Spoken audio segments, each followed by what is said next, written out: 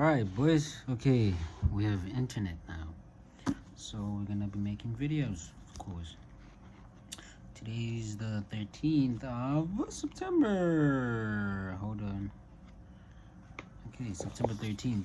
It's not a very long one. So I think I usually say that the longest ones don't need explanations, but the shorter ones they give space for more explanation. Yes. Alright. But yeah, either way, I usually don't greet. How are y'all guys? Hope y'all good. Hope y'all having a wonderful day. I need to start asking them, man. I need to check in with y'all, man. Or me, practically, because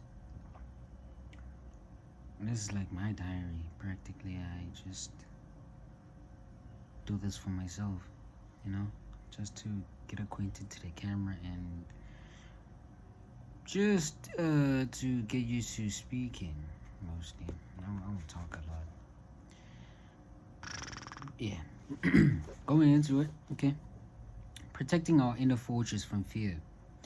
No, it is the events that give rise to fear. When another has power over them or can prevent them, that person becomes able to inspire fear.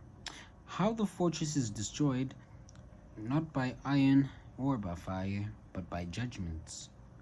Here is where we must begin, and it is from this front that we must seize the fortress and throw out the tyrants. This is Epictetus, as he says this in his discourses, 4.1.85 to 86, 87a2. Okay. The Stoics gave us a marvelous concept. The inner citadel is this, no, the inner citadel. Okay. It is this fortress they believe that protects your soul.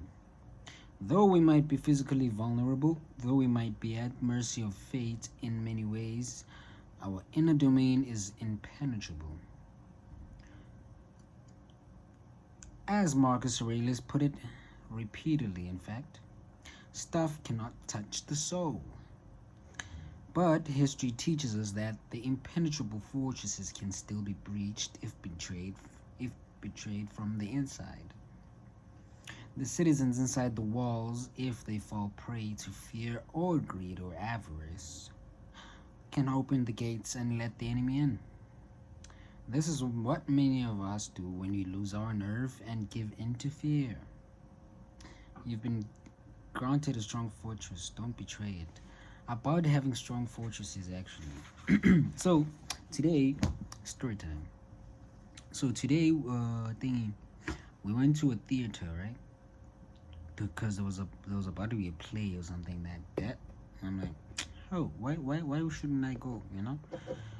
I'm open to new experiences, but if those experiences are linked to drinking alcohol, smoking, and stuff like that, cut me out, But something like going for a theater or a young date, it's fine, So today we went to a theater.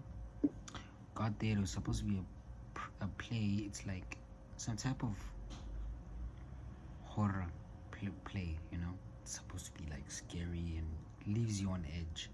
So we got there. Practically, they did alert us that the play has like sex, nudity, and strong language and violence. That was all of the above when the play started.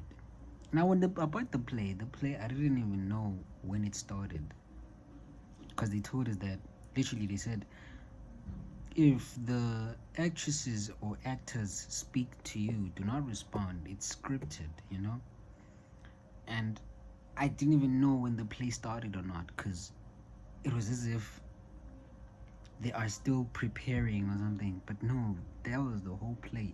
Going into it, yes, that happened. That lady was like the pilot, literally. She began the whole thing. It's talking. Got intense, something like that, And during that time, I was uneasy. I was on edge, bro. I literally thought like this. Are we about to get like trafficked or something? Are we about to get kidnapped? Believe me, this is like a theater that is well known. Everybody goes here. Everybody watches shows. They were so good. They were so good at acting that I believed that something off was happening. You know, you would believe that these people are actually doing something like this. Like the play was like what it was. It was what you call this? So it was about human trafficking, sex trafficking, and what you call this? Yeah, human trafficking. You know. So all of that happened. I actually believed it, bro. I was like, damn, is this really happening or I'm tripping? But no, as because we were given a disclaimer that if you can't handle what was happening there, you're free to leave, you know. And I'm like, okay, let me stick around, you know. Well, when the play continued, I started to understand, oh, this is what's happening, and I just let my guard down because my guard was up when it started. I was like, because they were busy calling us investors, like investing into the what you call it, the trafficking thingy, but it was a play, you know. I actually thought it was real. Now they're calling us investors. I'm like, what? The audience now is part of the what you call it? Yeah, but yeah, when that happened, I'm like, I believe that, bro. I'm like, okay. At the end, now when the play finished, the actors coming out. They're pretty good people. You wouldn't expect something like that for them to do it, but they would do such a thing to get into that role and become that person, that evil person, and you would believe it. So I'm saying don't give in to fear most of the time. It might not be very strong, cause what? Literally, I didn't have to be scared there. No, not exactly scared. I was uneasy, cause being scared would be like me having to shiver and stuff. That wasn't me. I was like uneasy. Like there was this feeling I had. You know, I'm like, I don't trust these people. But then continuing on, you can sense that no, man, these people are acting. But that is some serious aura there, bro. Not gonna lie, just from acting only. But yeah, that's it. That was a long ass story time. I don't know if you got what you got from it or what you got was important. I hope it was. But yeah, done for the day, boys. Later.